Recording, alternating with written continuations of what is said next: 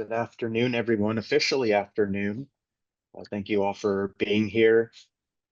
Wanted to briefly describe what we're going to talk about today, and that is some focus groups that we had done to learn more about behaviors, perceptions, messaging as it relates to drug impaired driving. We did focus groups in English and Spanish with adult cannabis users throughout California to learn more about those beliefs and behaviors related to cannabis use and driving. This is really important in refining our media messages. We hope that this is a resource for your messaging to make sure that the education and how you craft safety messages are tailored to the target audience. And we also hope it'll help inform future cannabis impaired driving prevention campaigns, as it did for us when thinking about messages and some lessons learned. So Tim McLarney with True North is here. He had done the bulk of the work here. So Tim, I will let you introduce yourself and walk us through the results that we had. Great. Thanks, Tim. I'm Dr. Tim McLarney, president of True North Research. We're a firm that for the past 23 years now has specialized in working with public agencies in research to help them understand, whether it be through focus groups or surveys, sort of their target audiences in a statistically reliable way. What I've got today is a PowerPoint presentation. It's about 24 slides. And as I walk through this, kind of explain a little bit about the research we did and the findings, and then I welcome, if there's any clarifying questions along the way, I welcome those, and certainly happy to answer any questions at the backside of this presentation as well. And so, Angela, can you just confirm that can everybody see the slideshow at this point? Yes. Okay, great. So as Tim mentioned, we actually did a two-part study here. We started out with a set of focus groups, 7 different focus groups, total of 47 participants back in late of 2022. We made sure that all the participants were cannabis users. We varied it in terms of their frequency of use, what region of the state they were from, as well as other demographics, as well as the type of user they were, if they were recreational or medicinal or both. And we conducted 5 of those groups in English and 2 of them in Spanish. And so some of the findings that we'll be talking about today are coming from those nuanced focus groups, right? Some of the more detailed sort of descriptions of how people seem to think about, or how users seem to think about cannabis use and driving, come from those focus groups.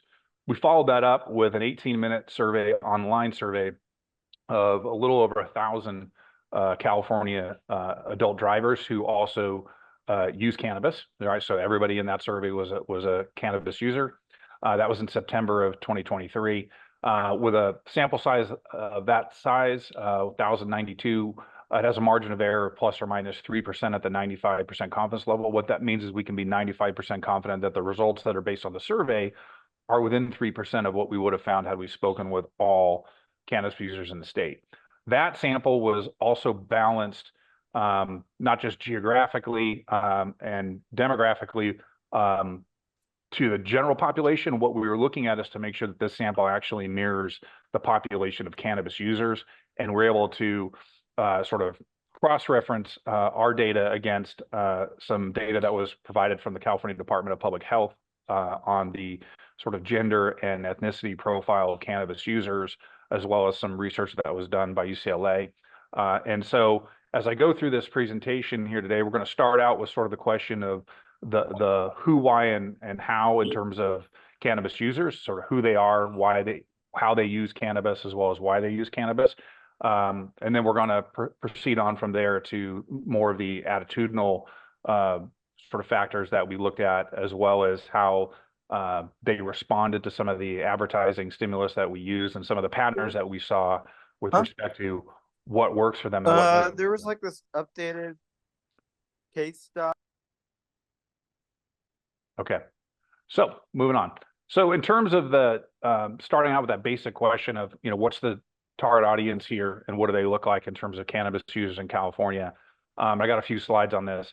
One of the things you see right away when you're looking at cannabis users is they skew younger. This graph right here shows that the majority of the cannabis users that were in our survey, but also when you look at other surveys that are profiling this population, 54% of them were under 35, right? So that skews younger than the general population. We found a fairly even split based on gender between males and females. And the other thing we found that was interesting is you do see a lot of overlap between those who use cannabis and people who use alcohol. So 90% of the cannabis users that we surveyed also use alcohol, just 10% did not. But the cannabis users also tend to use cannabis more frequently than they do alcohol, as you can see here. So when we were speaking with the cannabis users, about 30% are using cannabis daily. There only about 9% were using alcohol daily and on down. And you can see about 10% over here on the far right are using cannabis, but do not use alcohol. In terms of the regions within California, this just maps closely to what the general population looks like in terms of the distribution between northern, southern, central California, as well as whether they're living in an urban, suburban, or rural area. In terms of ethnicity, we see that they were split with almost everybody falling into either the white or Hispanic category. And again, this aligns well with what we were seeing from research from the California Department of Public Health.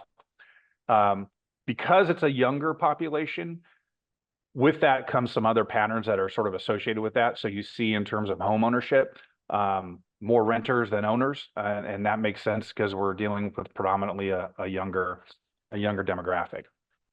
In terms of employment status, most are employed.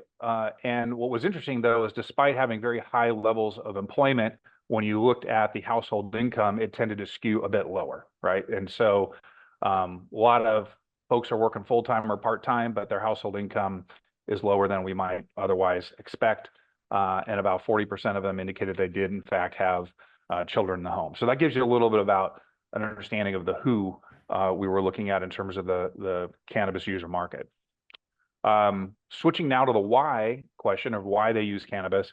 What is striking from this slide is that basically about 86% of cannabis users are using it recreationally, or they're either by itself, they only use it recreationally, or they're using it both recreationally and for medicinal purposes. Just 14% of the cannabis users were using it for medicinal reasons only. These next few slides show how that pattern breaks down by different demographic groups. A couple of things to point out, among our Asian subgroup, they were the most likely to say they use it for recreational purposes only when compared to the other groups.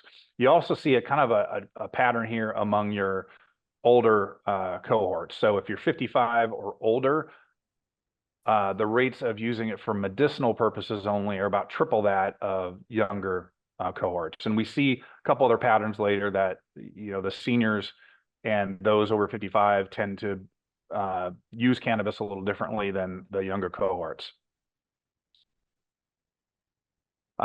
Same basic analysis here, only now we're breaking it down by gender, cannabis frequency, as well as alcohol frequency. We found a pretty stark pattern here in terms of the reasons why people use cannabis, as well as cannabis frequency. And you can see here basically that the more frequently they use cannabis, so these daily users compared to those who are using it once per month, the more frequently they're using cannabis, the more likely they are to say that they're using it for both recreation and medicinal, right? That the less frequently they're using it for one purpose or the other. You see that. There's also a bit of a relationship between the frequency or the type of user they are, right, medicinal or recreational, and alcohol consumption. And those who don't use alcohol or use it less than once per month were about twice as likely to be medicinal users when compared to these other more frequent users. So on to the question of how they use cannabis or consume cannabis. Both, this is from the survey, but I can also comment on what we saw in the focus groups as well. The one thing that you tend to see is that people tend, if you're a cannabis user, you actually tend to use cannabis in multiple ways, right? So you're not just smoking it. You'll also take edibles or use a vaporizer, use tinctures. So there seems to be some fluidity to how they consume cannabis. They're not just stuck on one particular method. You can see here that 83% of the folks we spoke with will smoke it, 77% are using edibles, and just a little over half are using a vaporizer. So again, people are using it multiple ways. What was striking from the focus groups, isn't shown on this slide, is how highly personalized the routine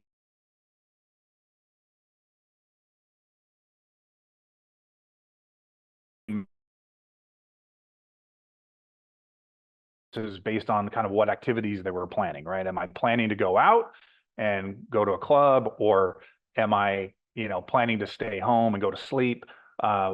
Whatever their activity was, they would often change their method of intake as well as the strain and the dose. This shows how their ways of consuming cannabis break down by age, and I've got a few more of these breakdowns to show. The one thing, a couple little patterns here worth pointing out. Smoking is the most common method for those under 45, and that's this dark blue bar here. Once you get past 45, edibles start to become a bit more common, and this is particularly among the seniors, right? That the seniors seem to like the edibles much more so than they do the smoking or some of these other alternative forms.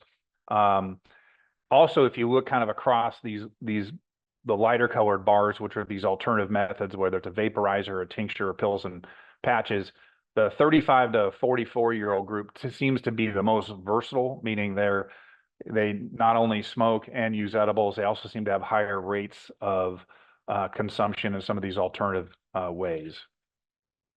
And then not a lot of action here in terms of the differences here. But the thing to point out is, here across, whether it be by race or gender, we're seeing that smoking and edibles are the two sort of dominant ways that folks are consuming cannabis. Now, one of the real goals of the study was to not just understand how people are consuming cannabis, but to also understand what are they doing when they are consuming cannabis, right? So what are the activities they're engaging in? And in particular, how does that relate to them going out? Are they driving? Are they using designated drivers? Are they personally driving while on cannabis, et cetera? And so what we asked them in the survey was, when you're using cannabis, how often do you do the following things in terms of going to a social event, right, or relying on designated driver, et cetera? And so lots of kind of interesting findings here. The first thing is, you can see right here at the top of the list that it's quite common to use cannabis and go out to a social event, right? That you had nearly 2/3 indicated that they do this often, or at least sometimes. And so people are mobile, right, when they're consuming cannabis. More than half reported, 53%, that they often or sometimes use alcohol with cannabis. And so they're mixing the two. In the focus groups, we had a lot of discussions about that with the participants, because they pointed out that that's really the dangerous part of cannabis. Cannabis, the risk level from their perspective of cannabis and driving was a lot lower than when you mix cannabis with alcohol, termed crossfading, and you have the much higher possibility of being crossfaded, which is the combining those two effects will make you a far less competent driver. And so you can see that a lot of people are in fact consuming alcohol along with cannabis. Only about 1/3 of respondents indicated that they always rely on a designated driver when they're using cannabis and going out. And conversely, about 4 out of 10 never or seldom rely on a designated driver. The flip side of that is 1 out of 5 cannabis users reported that they often consume cannabis and go drive. That's at the bottom here. And just 51% indicate that they never do that. And so you got about half of the cannabis users that will say that they're at least occasionally consuming cannabis and driving. So it's a fairly common practice. So as you look down this list, a couple things that sort of stand out. One, it's really common practice among cannabis users to mix cannabis with driving, right? This is not an exception. And when we found when we were doing the focus groups, particularly your frequent users, they have no hesitation for the most part of consuming cannabis and driving. That it's a regular practice for them. One of the other things you note on this that I haven't touched on yet is that we ask them, you know, when they're consuming cannabis, how often do they get higher than they expected, right? And how often does the high last longer than they might have expected? And you can see that it's a pretty common thing that about half in both cases of the folks we spoke with said, yeah, you know, often or sometimes I wind up getting higher than I expect, or the high lasts longer. And the reason this is important is because, you know, as we'll see in a few other slides coming up, people are making personal decisions about when it's okay to drive and when it's not, right? It's up to the individual to decide, are they okay or are they over the line? And what we're finding is those decisions might not be well informed because pretty frequently they consume cannabis and they wind up being higher than they expected, perhaps, you know, when they were making the decision to drive, or that they think 20 minutes has gone by or half an hour has gone by, I'm okay to drive now, and they discover that the high is lasting longer than they expected.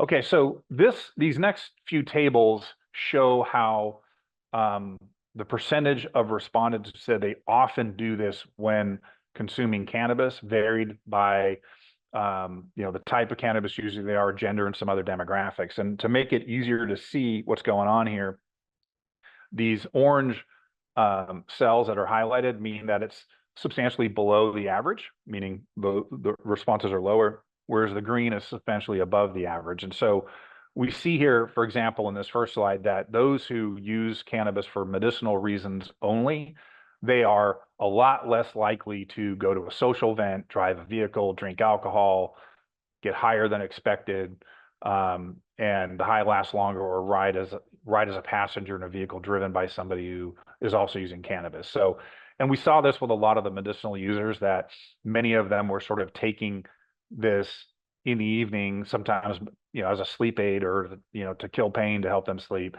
And there's not as active as those who are either using cannabis for recreation purposes, or more likely to be engaging in these activities, as well as some of the ones that are doing both medicinal and recreational. We also see that males, when compared to females, were more likely to be going out, using cannabis and going out to social events, and also drinking alcohol while they are consuming cannabis.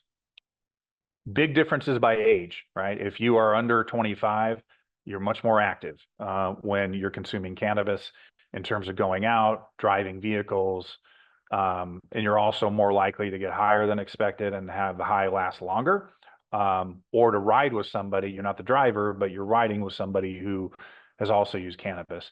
Once you get past 55, you're quite a bit less likely to do all of these things.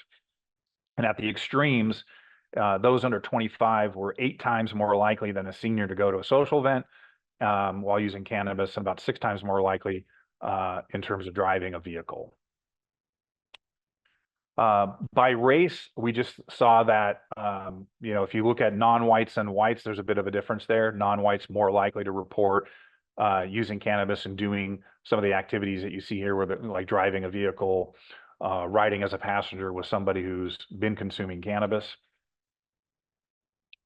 Now, from the focus groups, which were, I have to say, fascinating. I get to do a lot of different research. We've done over 1,500 research studies for public agencies during my career, and I got to say that the cannabis user focus groups were some of the more interesting and entertaining and insightful that I've been involved with, in part because I was really amazed at how consistent some of the patterns and themes were, right? Usually you do focus groups and it takes you 4 or 5 before you can start to see patterns, right? Because some groups just wind up being, even though it's the same topic, they wind up being different than others.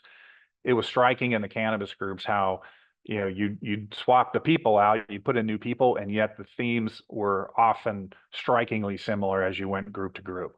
And so some of the things in terms of attitudes that are relevant to how you go about marketing and advertising on the dangers of using cannabis and driving, some of these attitudes that were consistent were a few things. At the top, everybody's different, right? We heard that a lot. Cannabis is personal. People are different. It affects people different. People have different tolerances. They react differently to different strains and doses and methods of intake. And they're very different in terms of their ability to function on cannabis. And so a very prevalent sort of view is that everybody's different. And because everybody's different, it's really up to the individual to know their limits, right? General rules do not apply. You might have some people who get very high very quickly and are, admittedly terrible drivers if they're on cannabis. And you might have somebody else that could consume 3 times as much and be fully functional and argue that, and if anything, they actually drive better when they're consuming cannabis. And so, the idea that there is no one set of rules that applies to everybody, and because everybody's different, it's really up to the individual to know their limits. And if you do know your limits, then it's okay to drive while under the influence of cannabis. We had that perspective was shared both by people who don't drive when using cannabis because they kind of know that it affects them that way. Whereas other people, but they would nevertheless acknowledge that, oh yeah, there's other people who could consume cannabis and they're perfectly fine when they're driving. So, again, these are really common sort of attitudes among those that we were doing research with in the focus groups. To the extent, I mean, that was pretty straightforward. So to the extent that users will acknowledge that cannabis and driving is a problem, and there's some resistance there in a big way.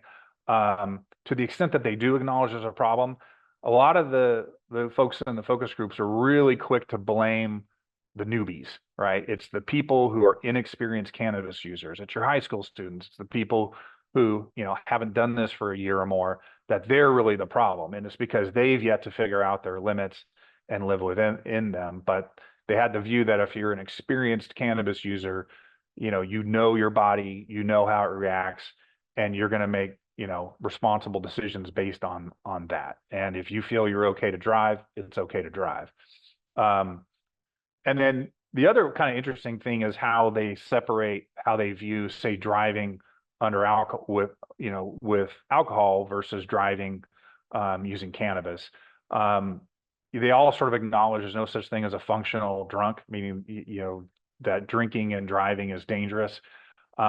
But they then are quick to sort of separate cannabis as saying that just doesn't impair in the same way that alcohol does, and you can be on cannabis and drive just fine.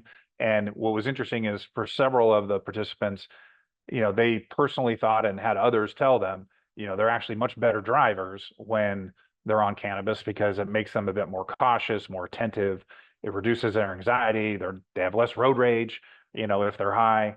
And so the bottom line is, even though this group would readily acknowledge that alcohol and driving shouldn't mix, they were much more reluctant to kind of view that cannabis and driving as a problem. Some other common attitudes. The striking thing when we were talking to the focus group participants was that they just didn't view that cannabis and driving is a problem. They didn't know anybody who'd been out of the 47 people that we had in our focus groups, only 2 had known anybody who had been pulled over under suspicion of being driving while having on cannabis.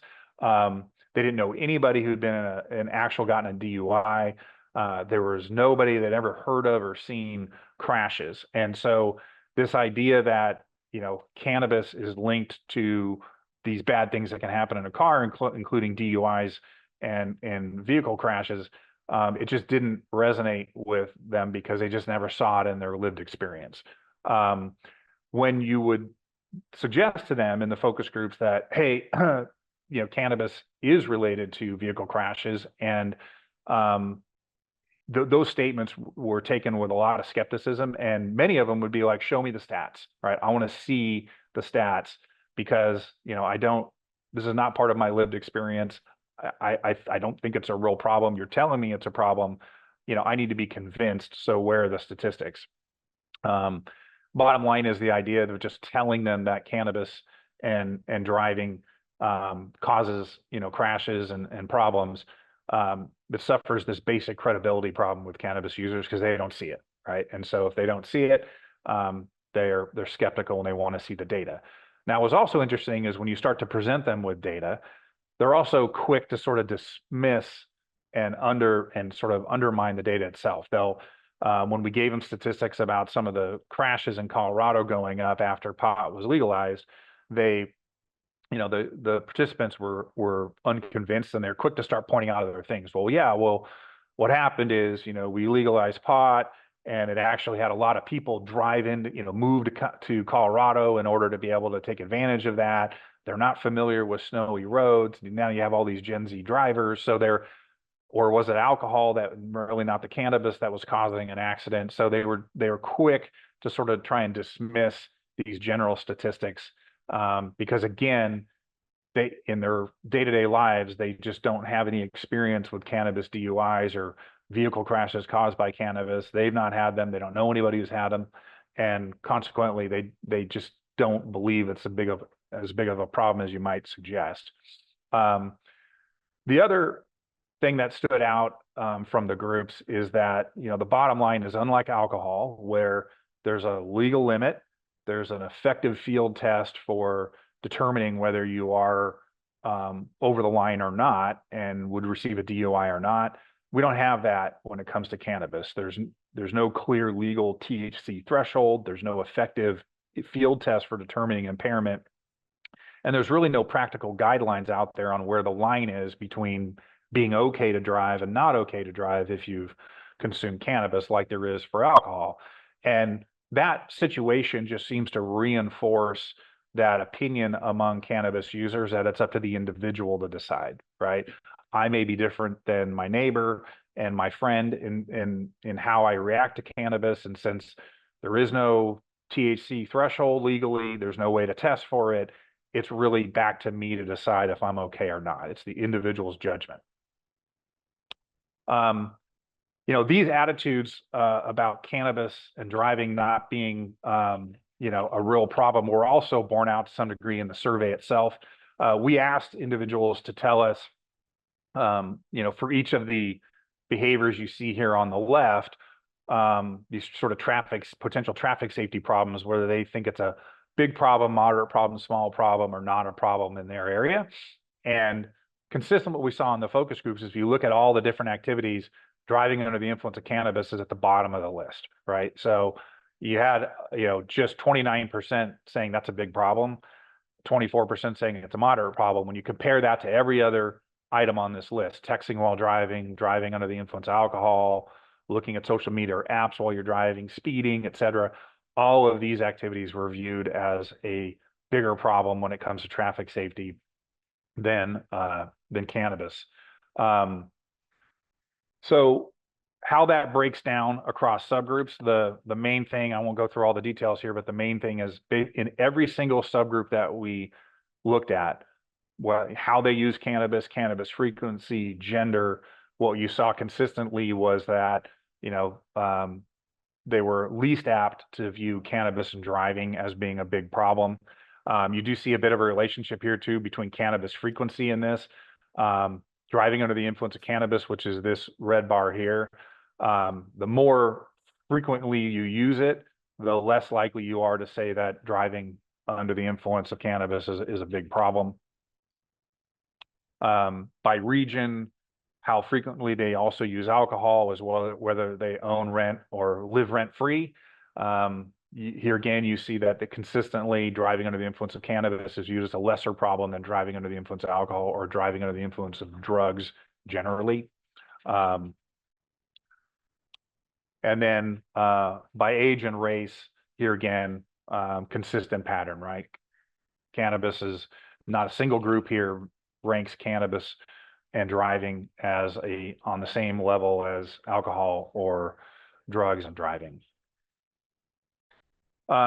So out of all the research, the focus groups as well as the surveys, we were able to sort of glean some guidelines for when you're creating cannabis ads, the sort of the do's and the don'ts, based on not only the sort of attitudinal questions we had, but we also tested specific ads in both the focus groups as well as the surveys to see how folks reacted and get their response. So probably the number one at the top of the list there, if you want to have an effective ad about cannabis and driving, make sure not to stigmatize or demonize the use of cannabis. Cannabis users were very sensitive to this. They did not like ads that came off as judgmental or preachy. If you suggest at all that the use of cannabis itself is somehow bad, that's a real hot button, and it's an immediate turnoff for cannabis users. So if you do nothing else in your ads, try to avoid this because you're just they're not going to be receptive. The other thing that we saw when they were responding to ads is anything that comes off as hypothetical, theory, unsubstantiated statements about the dangers of using cannabis and driving is not going to get any traction with cannabis users, right? They don't personally in their day-to-day lives have experience with cannabis and DUIs or cannabis and vehicle crashes. And so it feels a little bit like a made-up problem to them. And so when you make unsubstantiated statements about, hey, cannabis is linked to vehicle crashes, they don't give you the benefit of the doubt, right? And so you need clear, unambiguous data and real-life examples to establish that this is actually a problem, right? And that driving under the use of cannabis does lead to crashes, arrests, and tragic outcomes. The other thing that was interesting when we looked at ads is we found, particularly among your heavy users, that sort of emphasizing the impacts of this as a crash and you might hurt some people was less effective than emphasizing the consequences of a DUI to the driver, right? So it's not so much about the other people, right? It's if you use cannabis and you drive, here are the consequences to you.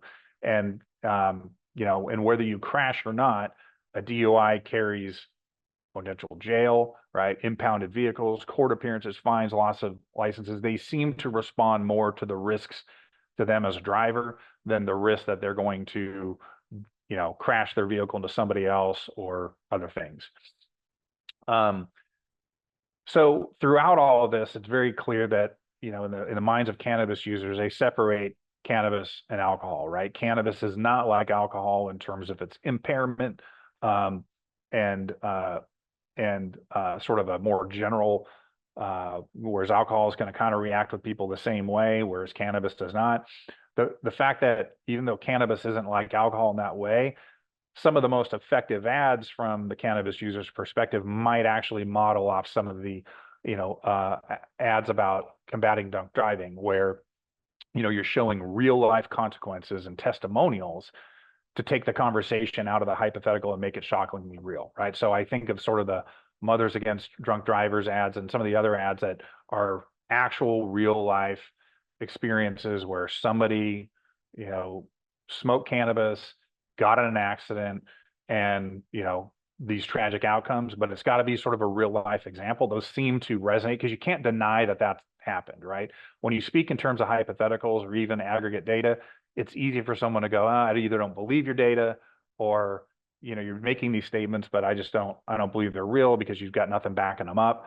When you've got an actual testimonial happening of a real, incident with cannabis and driving, they can't dismiss that. And so it comes across as more effective in a lot of ways.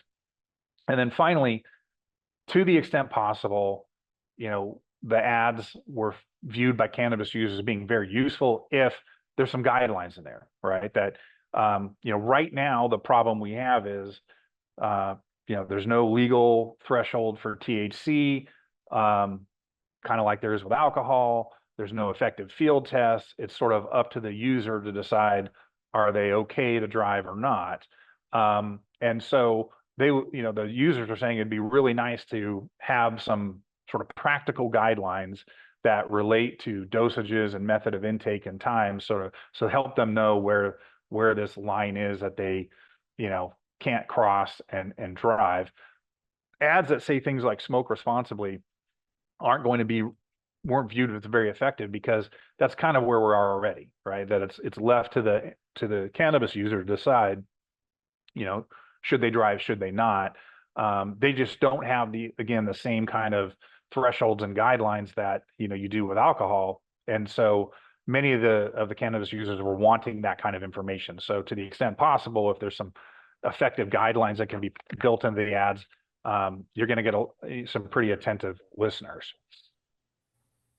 And so the good news, right, out of these focus groups, we saw a lot of resistance, but we did see some things that we found, from an advertising perspective, we're getting traction with folks. And if you carefully craft an ad so that you're avoiding some of those pitfalls we talked about in terms of stigmatizing pot use, you're making it sort of a real life example for them that these ads can actually be effective. And so earlier in the slideshow, I showed you that, when you asked folks whether driving under the influence of cannabis is a big problem, moderate problem, small problem, not a problem, that, I think it was, somewhere around 30% said that's a big problem.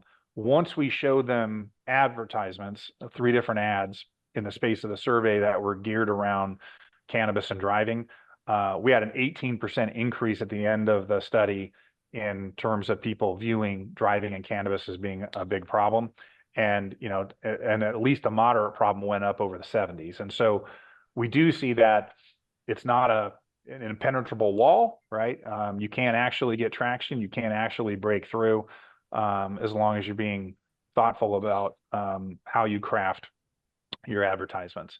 And then finally, on this slide, this shows the percentage increase that we had between in the percentage of folks who thought cannabis and driving was either a big or moderate problem, from before the advertisement till after the advertisement. And you can see that we're getting double-digit increases across the board in terms of these various groups. So regardless of their purpose, the frequency they use cannabis, gender, region, how frequently they use alcohol, et cetera, we're getting double-digit increases in the percentage that now sort of acknowledge that, oh yeah, after the advertisement, cannabis and driving's a problem.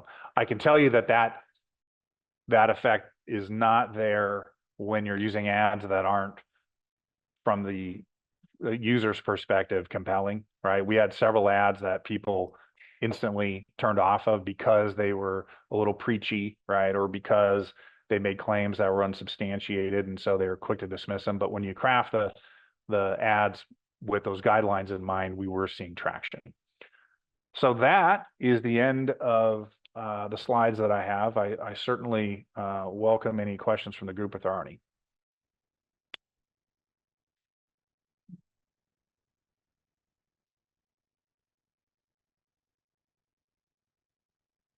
So, and if you've got a question, just feel free to unmute your mic and jump on in.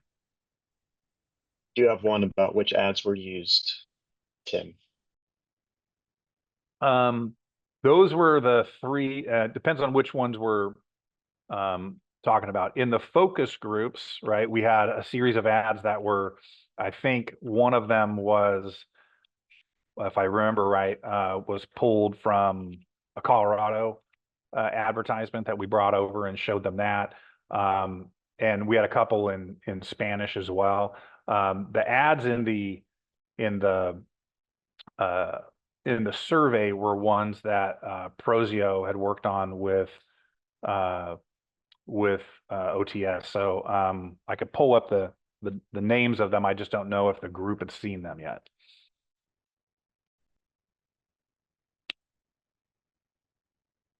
And maybe Tim, if you were comfortable, if they wanted to see those ads, they could be sent to the participant. Yes, we can share them. They're all on YouTube. Great. Yes, there will be a recording. We will send a follow-up email with the deck, the research findings, as well as a recording of the webinar.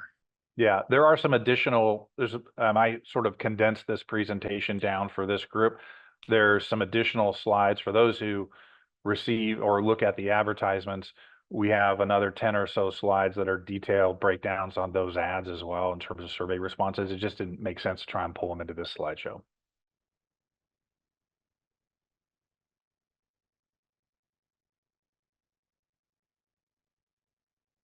Okay, well, doesn't look like there's any additional questions here, Tim, so I'll just go ahead and stop the presentation and hand it over back to you.